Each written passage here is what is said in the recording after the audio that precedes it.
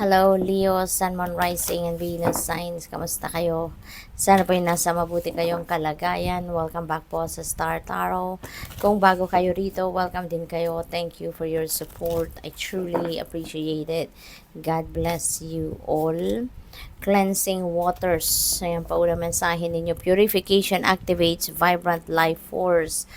So siguro ito yung kailangan ninyo sa ngayon, Leo, no, to purify yourself, detoxify yourself. Maaari kasi na ramdam ninyo siguro ngayon na may mga imbalances, no, na nangyayari sa buhay ninyo at parang tuliro, no, aligaga, fragmented ang isip ninyo, siguro ganon, no? Kaya kailangan ninyo ngayon na mag-release, no? Mag-release ng negativity, mag-let go ng negativity na nandiyan dyan sa sarili ninyo, sa katawan ninyo, sa isip, no, sa damdamin ninyo, sa energy field ninyo. At isang one way, no, na can help you cleanse yourself, your energetic field is pwede kayong mag-chakra meditation, no? Yung ganon. Pwede rin naman kayo na mag-bath, in salt water, kung safe para sa inyo, no, na mag-ganon. Or, pero yung bath, no, sa salt water, kailangan dyan muna kayo, magkonsulta kayo, no, sa doktor ninyo or sa nurse ninyo, yung ganon. If pwede kayo doon, no? And there are so many other ways, no, of cleansing your energy field. Pwede kayong mag-smudging, no? Pwede kayong mag-smudge ng sarili ninyo, pati na rin yung living space ninyo by using herbs, katulad na lamang ng white sage, pwede yon, palo santo, pwede rin naman ninyong gamitin yung cedar, no, depende sa kung ano yung frankincense, diba, yung mga ganon, depende sa inyong sitwasyon. You can choose, no, there's a wide array of herbs na pwede ninyong gamitin, para mag-cleansing kayo ng sarili ninyo. Pwedeng gawin yon, or simple lang, no, take a pinch of salt, no, of sea salt, ilagay ninyo sa tubig, no, na pangbanlaw ninyo pag naligo kayo, no. Kung nagsha-shower kayo, syempre hindi ninyo malalagyan ng tubig yung shower head, 'di ba? So kahit, no, magkuha kayo ng tabo or kahit anong vessel na malalagyan ninyo ng tubig at lagyan ninyo ng pinch of salt at 'yun ang ipangbanlaw ninyo, no. That is also makakatulong din yan sa inyo. At habang binubuhos ninyo yung tubig na yon, imagine ninyo na you are covered with white light, no, or golden light, no, at inaalis ninyo lahat ng negativity sa inyong katawan at sa inyong energy field. We have a known territory. You are exactly where you need to be. Napakaganda, nakarating na kayo doon sa punto or sa sitwasyon na doon kayo dapat mapunta. No? So this is really good. Maybe you are already in alignment with your destiny.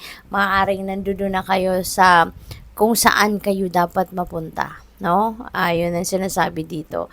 Kaya this is your destiny. This is where you are meant to be, no?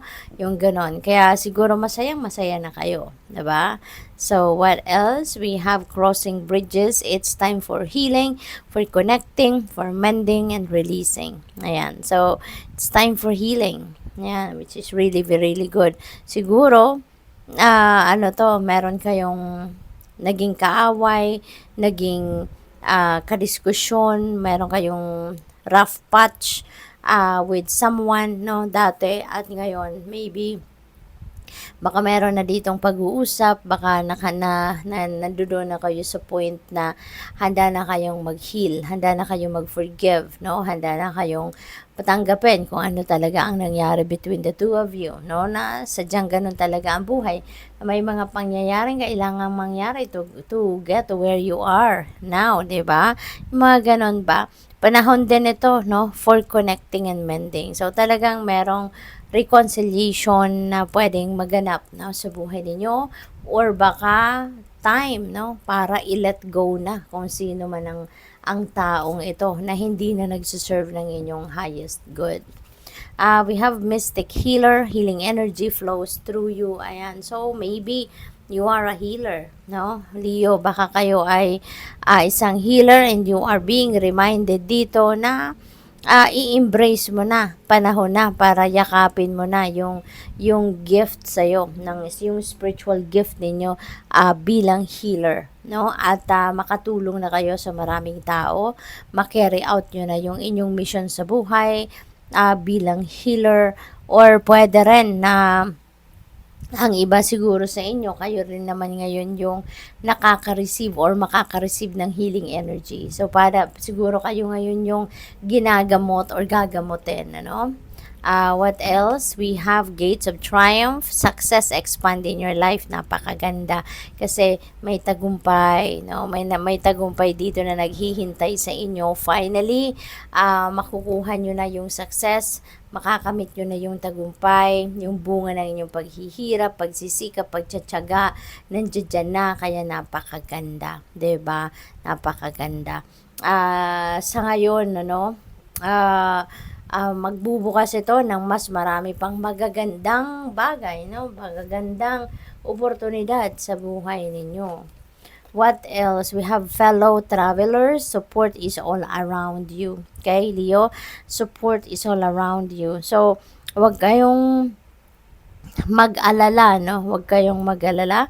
If there is, tawag dito, if there is something that you need along your journey. Kasi meron at merong pwedeng makatulong sa inyo. All you need to do is to ask for help, no? At saka lagi ninyong iisipin, ano, na meron makakatulong sa inyo. Meron at merong tutulong sa inyo. Ang kailangan nyo lang, no, kapag kailangan ninyo ng tulong, ang kailangan na lang dito, talagang umano kayo, lumapit kayo sa tao, no? Lumapit kayo at humingi ng tulong, 'di ba? Kasi kung hindi kayo magsasalita, hindi kayo magsasabi, di paano rin naman malalaman ng tao na kailangan mo ng tulong, 'di ba? We have fagged in, go slow and take time. Huwag kayong magmadali. Okay? Huwag kayong nagmamadali. Sa ngayon, now is not the time to rush, but instead, dahan-dahan lang, no? Be cautious at maging maingat and take your time. Okay? Ito yung guidance sa inyo kasi siguro baka meron kayong ginagawa, no? At gusto ninyo madaliin ito. Gusto ninyo matapos agad ito, no? At you need to take time. May magsadyang ganon, no? Meron tayo mga bagay na ginagawa na kailangang saglit lang, 'di ba? Dahan-dahan lang. Take your time. Hindi pwedeng irarush natin ang lahat. What else? We have uncovering treasure and beneath the surface lies great bounty.